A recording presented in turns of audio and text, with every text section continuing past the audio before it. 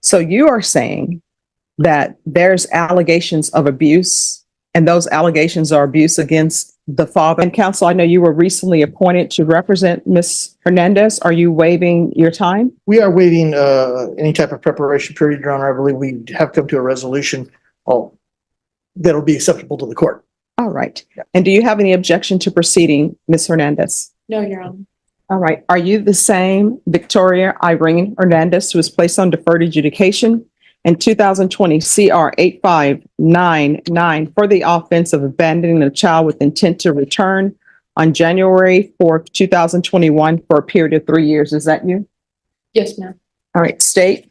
Yes, Your Honor. Violating condition number 13 on or about the 23rd day of April 2024 in Bear County, Texas. Defendant Victoria Irene Hernandez did then and there operate a motor vehicle without a valid Texas driver's license in violation of condition number 13.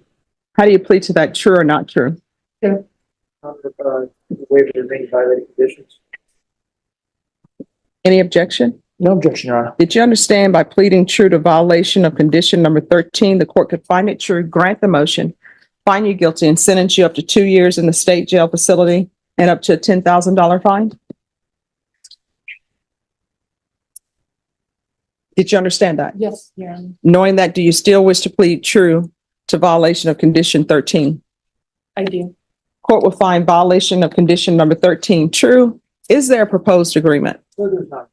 All right, state, what are you requesting? State's requesting revocation. Defense, what are you requesting? Your Honor, probation had made a recommendation to extend for 1 year, place Ms. Hernandez in a DDRF, followed by mixed supervision and a parenting class. And as the court could see, she was in felony drug court. DDRF was held in abeyance last time as an option, and she is motivated to go to DDRF, be successful in it. Apparently the wait is only 3 to 6 weeks, and that's what we're asking the court to do. All right, any objection to the court reviewing the court summary? No objection, Your Honor. All right, Ms. Hernandez, I don't think you're a good candidate for probation. And let me just tell you why. Felony drug court is an intensive form of probation. I know that. But from reviewing the court summary, it's not as though felony drug court, you mess up one time or you make a bad choice one time that they say, oh, we're not going to deal with you anymore. And I'm looking here at the sanctions that they gave you over there. And let me just tell you how many sanctions they gave you, which means this is how many chances they gave you. You understand? So it's 1, 2, 3, 4, 5, 6, 7, 8, 9, 10, 11, 12, 13, 14, 15, 16, 17, 18, 19, 20, 21, 22, 23, 24, 25, 26, 27, 28, 29, 30, 31, 32, 33, 34, 35, 36. That's what you're coming to this court with. 36 times felony drug court was seeking to work with you. So you see where my mindset is? And do you understand why? Yes, Your Honor. And so I placed you on probation here. And even here, you had a motion to revoke filed against you. And that was on, well, it was heard on March 9th, 2022. And that's when you were sent to felony drug court. So I don't think you're a good candidate for probation. Judge, if I could, Yes. one thing for Ms. Hernandez, the good thing about felony drug court for her was that it is our belief that it has worked. She has been clean since September, and if she was tested today, she's going to come up negative. Mhm. So, it's not like she totally, yeah, there's several things that she did do correctly in felony drug court. There are a number of things, obviously, as the court has seen, that weren't done correctly, but she's made a lot of her appointments, and she has ended up clean, which is the point of felony drug court. I just don't think you're a good candidate. I mean, felony drug court, that's a very good program. And what felony drug court has placed, the issues. The courtroom falls silent as Gracie Sagandu faces sentencing for an elevator brawl. The judge confirms a 7-year plea deal, but considers probation. The prosecutor calls the assault senseless, while the defense pleads for mercy, portraying Gracie as a devoted single mother. I have with you. I mean, there are major issues, but instead they are still trying to work with you. And they tried to work with you a lot. Here's the thing. I know a lot of people want to stay on probation. They do. Like, nobody wants to go to prison. I don't take any joy in sending the people to prison. And everybody that I send to prison or everybody I place on probation, I actually do remember them. Even as a defense attorney, I had some clients who ended up in prison. Guess what? I still remember them and wondering how they're doing, and hopefully they've changed their life. And it'll be the same with you. I just don't think you're a good candidate for probation. I think we tried. And So, And Judge, the only other thing is she's never been given a felony conviction before. That's why she wants to stay on defer. She's motivated for it. And that's why she was hoping that the probation's recommendation would be followed. all right, this is what I'm going to do. I'm going to find 13 true. I'm going to revoke, find you guilty, and I'll sentence you under 1244. Does anybody want to state any objection to her being sentenced under 1244? All right, I'll sentence you under 1244. Let's talk about the time. Yeah. How much time does she have? Anybody know? How about before all the past 3 years? Judge. Yes. So I was going back and forth with the drug court personnel in this case, and there is some concern if she is given a sentence JSAT. Oh, it's not going to be JSAT. Okay. Okay. All right. And what was the concern though? Now you've piqued everyone's interest. Judge, they feel that a JSAT sentence is not the reason why she was kicked out of drug court and so forth. They just don't think JSAT would be appropriate. And some other concerns in regards to her child. So if she was given JSAT, they just have concerns in regards to that. Now, if she was continued, then that would be something different, but they are not in agreement with anything JSAT. All right. So what is the issue with the child? From my understanding, there is a CPS open case for neglect and possible abuse. Not on me, on the father. Okay. There's an open case. And state you're asking for revocation? Correct, Your Honor. So we are not opposed to revocation, but we are not with JSAT. Okay. Judge, if I mean, what I can tell you, I wasn't going to give her judgment satisfied. I just, let me just tell you what my thought processes were. Yes. My thought process in reading everything was I saw that there's a child involved, right? This case involves a child and it's abandoned with intent to return. So I understand. Citizen, better productive parent. So DDRF only lasts for long, probation only lasts for long. If we help her continue, she has a possibility of, one more chance. And the court has given plenty of chances before, but if she's given one more chance, there's a possibility that one day she's going to be still with this child, and that child needs a stable parent, and DDRF will help in that potentially. State? Is the state still recommending revocation? Well, Judge, criminal child involved, I mean, the state would be opposed to the We'll tell you what. Your special needs child has saved you. And you are not saving your special needs child. So where is the child now? He is with his father at the moment. The CPS case is on the father and the current girlfriend. And So let me get this straight and correct me if I'm wrong.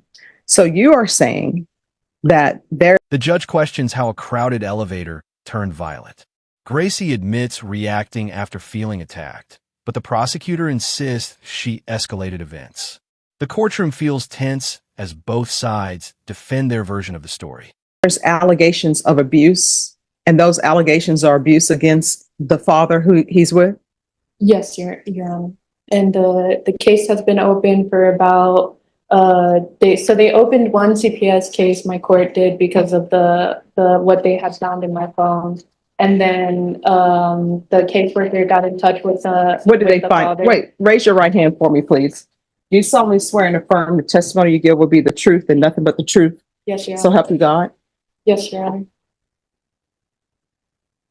All right, So state your name. Victoria Hernandez. What did they find in your phone? So they found that, so I had found out that my kid's father was locking my son in the room, and I wasn't aware, like I had, like, so later on, they said that it was because like the autism doctor recommended that they lock the door at night, but I thought like they were just locking my son in the room like all day. And so that's what drug court found on my phone when they were going through our messages, was me like getting mad at the dad about locking my son in the room. And so they called CPS for neglect. And then the dad got another CPS case because I believe the school called CPS for neglect as well. All right, any objection to somebody from drug court zooming in? Objection. No objection. All right, just have a seat. Drug court is going to zoom in so we can get to the bottom of what's going on. Nice. All right, we're back on Victoria Hernandez. Hi, Officer Garcia. Hi, Judge. How you doing today? All right, how are you doing? I'm great. I miss you guys. We miss you too. Okay. All right, Miss Hernandez, if you'll come down. All right, so we have Officer Garcia by Zoom. Any objections to her being by Zoom? Defense? No objection, Your Honor. All right, and the state has already stated that they do not have any objections. Officer Garcia, could you raise your right hand for me, please? Do you solemnly swear and affirm the testimony you give will be the truth and nothing but the truth, so help you God? Yes, Your Honor. All right, you can lower your hand. Do you waive any confidentiality that Ms. Garcia has as it relates to your time in felony drug court? Mhm. You're talking about. Oh, no, I don't mind. All right, so you're giving up that right. Yes, Your Honor. All right. Any objection to her testifying in the narrative? No, Your Honor. All right, Officer Garcia, what we're trying to discover is whether or not she should be revoked or whether or not I should send her to DDRF. What has transpired is there's been a mention of a child with special needs because I was inclined to sentence her to the Bexar County Jail under 1244 to 1 year. Can you tell us how she was doing? What have been the issues with her in the drug court, and what would be your recommendation for her? Judge, Victoria was on my caseload the entire time that she was in felony drug court. As you saw in the court summary, we did work with her extensively. Every time there was a violation, we used progressive sanctions. We did have DDRF in abeyance, back on 9/20/2023. Instead of that, we went ahead and gave her the chance to do Alpha Home, which she did complete. However, she went right back to her old criminal thinking, people, places, the basics that we teach in felony drug court. We were working with her, and we happened to do a phone search only because there was another phone search done on another participant, kind of intertwined the two. And that is the only reason why we found out is like it fell into our lap. It wasn't something that we were looking for. And we had concerns, again, because of her special needs child. We do have another case against her in CPS. So the CPS case, there is one pending for the father of her child, and we do also have one for herself. All right. Do you know, with regards to the case for herself, what is that about? The victim's husband testifies, describing chaos, frightened children, and injuries. Cross-examination reveals gaps in his memory, raising doubts about intent. Tension builds between a family's pain and a mother's plea for leniency. Because of what was found on her phone. Ah. So what was found on her phone has absolutely nothing to do with the child's biological father? It's actually both of them are involved. But again, he was the only one that the case had. The first CPS case is only on him. So when we found the information that included both of them, a CPS case was filed against her as well. So what was on her phone? Did it have to do with, I don't want to get into too much, but what was on her phone? Did it have to do with her as it relates to her and her child? Yes, concerning for her to be around her child, absolutely. Okay. And then considering her case that she's on as well. So with that being said, we have seen often that we work with the individuals and there wasn't really enough progress and we don't feel comfortable with, one, probation doesn't like to recommend revocation. But we have seen in drug court that a lot of our participants are getting credit for time served. So we didn't want her to just, get a JSAT and be done, because then there's no problems that are fixed. And then we have the concern for the son, because she will be able to go back and just be around him. That was what she was trying to do while she was on my caseload. So that is very concerning. If I could recommend revocation without the JSAT, I would. And I would like to. That's what I would like to happen. All right. Do you have any questions?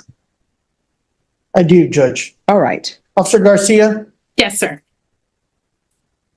throughout her time throughout felony drug court, she tested negative on multiple occasions, correct? She did. However, she also tested positive. How long ago was that? Let me check. Drug test. Well, she did have a no-show. So to us, that was April the 17th. That is considered a positive in felony drug court. Let's see, her last positive would have been September of last year. 2023? Yes. And again, she did go to treatment during that time frame before we just got her back reporting in person. That's all I have for you. Thank you. Mhm. All right. And Officer Garcia, you all are not willing to accept her back. Is that correct? No, Judge. We worked so much with Miss Victoria, and it just seems like we hit a wall at this point. All right. Thank you so much for zooming in on such short notice. I appreciate it. Yes, Judge. You have a good rest of your afternoon. Okay. All right. Bye-bye. Bye-bye. All right. So with her, it's going to be revocation. Are you still insisting that what was in your phone was not related to you? I wasn't aware the second time around that a CPS case was put on me. I've been in jails. No. My question is, are you still saying that what was on your phone regarding your child is unrelated to you? No. Okay. Judge, in lieu of that, we're asking for the minimum time in law. Apparently she has 158 days in custody over the past 3 or 4 years. And I would argue that, she has done several things right. She's also done several things wrong, but there was several things. She did participate in the felony drug program and did a lot of good things. So we want the court to reflect on that. All right. This is what the court is going to do. Court is going to revoke you. Let me see. Where is the trial court certification? Handed it to the court. I do have it here. The court is going to revoke you. The court is going to find you guilty. The court will give you credit for any time served. The court will give you credit if you successfully complete an inpatient treatment, because I see there was some inpatient treatment maybe through alcohol. If you successfully completed that, the court will give you credit for that. And the court is going to sentence you to 2 years in the state jail facility. I'll recommend the therapeutic community. I can't force them to place you in there, but if you request it, they will consider it. If you don't request it, they will not consider it at all. And I'll also request mental health while she's at the state jail facility. Going to show you what's entitled Trial Court Certification of Defendant's Rights to Appeal. Did you review that with your attorney? Did you understand it? Yes. All right. You have a limited right to appeal. That right to appeal is as it relates to the allegations in the motion, not the fact that you were on deferred adjudication. Because this is a felony conviction, you're not allowed to own or possess any weapons or ammunition. If you have a question over what a weapon or ammunition is, you need to speak to an attorney. Do you understand? Yes, Your Honor. All right, we can go off the record. You're going to have to get your life in order. If you don't, your life is going to continue to spiral out of control. Felony Drug Court is a good program. They work with you for 2 years trying to help you, and you still just want to do whatever you've been doing, which is not good for your son. I always tell people you're an adult. Your son is not an adult. Your son is 100% dependent on you, upon you, and you're just doing foolish things. Good luck to you. Closing arguments clash. Rehabilitation versus accountability. The judge suspends prison time, granting probation with strict conditions. Gracie leaves with relief, but a clear warning. Actions carry lasting consequences.